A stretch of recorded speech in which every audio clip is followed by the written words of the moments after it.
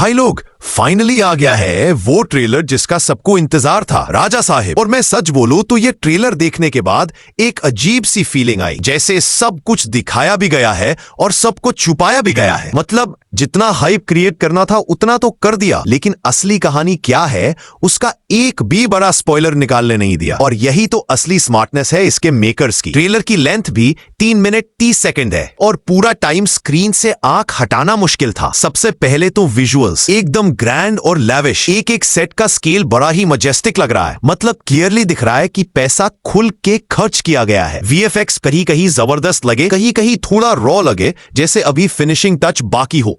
लेकिन अभी भी रिलीज में 3 महीने बचे हैं, तो मुझे लगता है मेकर्स वीएफएक्स और पॉलिश करेंगे। लेकिन हाँ, एक बात पक्की है, बिग स्क्रीन पे ये और भी धमाका करेगा। और ट्रेलर का सबसे बड़ा चार्म प्रभास भाई, नाम ही काफी है। उनकी फिल्म आती है तो थिएटर्स वैसे ही हाउसफुल हो जाते हैं, चाहे जॉनरा हॉरर हो या एक्शन या कॉमेडी। बस एक छोटी सी प्रॉब्लम, हिंदी डबिंग। देखो सच बोलूं तो लगता है कि प्रभास हिंदी बोलने में ज्यादा एफर्ट कर रहे हैं, नेचुरल फील नहीं आता। और ऑनेस्टली अगर शरद केलकर भैया इसकी डबिंग कर देते तो ट्रेलर का इंपैक्ट डबल हो जाता। मेकर्स इतना पैसा लगा रहे हो तो ये भी कर दो यार। अब बात करते हैं ट्रेलर के कुछ हाइलाइट्स की। सबसे पहले ही फ्रेम में एक हिप्नोटिक आवाज सुनाई देती है और वो है बोमन ईरानी की। उस फ्रेम में प्रभास के सामने एक प्लेट में पैसा रखा है, फिर एक 500 का नोट हवा में उड़ता है और बंडल्स ऑफ मनी को देख के प्रभास का कैरेक्टर क्लियरली ग्रीड में फंस जाता है। यहाँ से एकदम क्लियर है कि कहानी पैसा और प्रॉपर्टी के अराउंड घूमती है। लेकिन ट्विस्ट ये है कि ये दौलत एक कर्ज के साथ बंधी है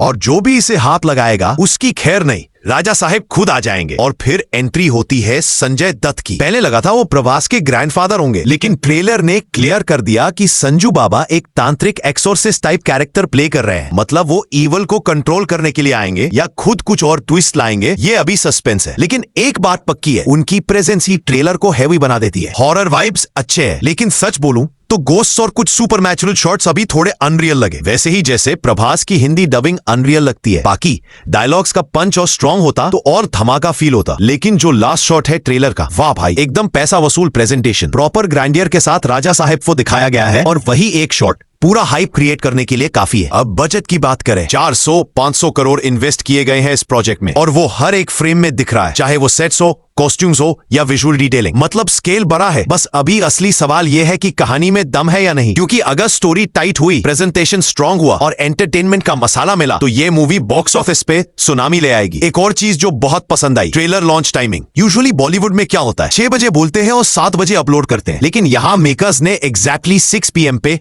ट्रेलर ड्रॉप किया, वो भी सभी लैंग्वेजेस में एक साथ। मतलब रिस्पेक्ट दिया गया ऑडियंस को और इसके लिए makers deserve full marks. Release की बात करें तो पहले मूवी 5 दिसंबर 2025 को आने वाली थी, लेकिन अब डेट शिफ्ट हो गई है 9 जनवरी 2026। मतलब अभी भी 3 महीने बचे। ट्रेलर से एक और चीज समझ आई, कहानी पैसा, प्रॉपर्टी और कर्ज के आसपास घूमती है। प्रभास का कैरेक्टर ग्रीड में फंस जाता है और फिर शुरू होता है एक सुपर नेचुरल हॉरर राइड। बीच में संजय दत्त का तंत्रिक एंगल, बोमन ईरानी की हिप्नोसिस और राजा साहेब का कर्ज सब मिक्स होके एक डार्क फैंटेसी हॉरर कॉमेडी बनाता है। मुझे लगता है मेकर्स डिलिबरेटली कॉमेडी का फ्लेवर ट्रेलर में कम दिखाए है, क्योंकि वो एलिमेंट शायद मूवी में सरप्राइज फैक्टर होगा। वैसे भी अभी ट्रेलर सिर्फ हॉरर और थ्रिल पे फोकस कर रहा है। तो ओवरऑल वर्डिक्ट, राजा साहेब का ट्रेलर हाइप क्रिएट करने में सक्सेसफुल है। Visuals grand, scale huge, characters intriguing और सस्पेंस अभी भी इंटैक्ट है। हाँ, हिंदी डबिंग और कुछ गोस्ट शॉट्स थोड़ा वीक लगे, लेकिन बाकी प्रेजेंटेशन स्ट्रांग है। अगर स्टोरी टाइट रही